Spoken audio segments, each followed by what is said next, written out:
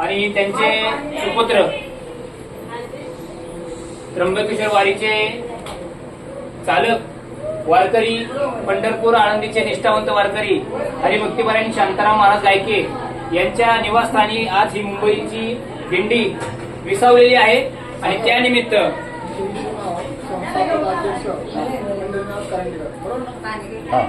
रामकृष्ण हरी पांडुरंग कारंडे महाराजांनी सुरू केलेली दिंडी दिंडी सुरू केलेली आज आमच्या गायके परिवाराच्या इथं आलेली आहे चहा नाश्त्यासाठी।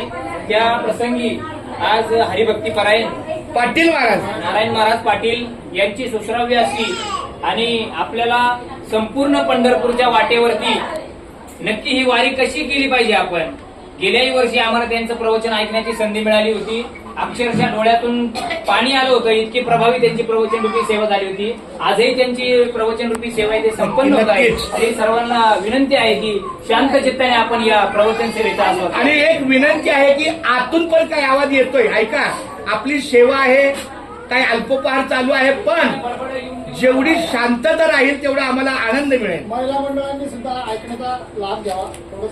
एवढं लक्षात घ्या, जर प्रवचनाचा आपल्याला आवाज ऐकू येतो तर आपला पण आवाज त्यांना जातो। काय कुणाला वस्तू पाहिजे असेल तर हळू आवाजात नम्रपणे मागा, ऐकण्याला कोणीही व्यत्यय आणू नये ही माऊली चरणी प्रार्थना। धन्यवाद माऊली।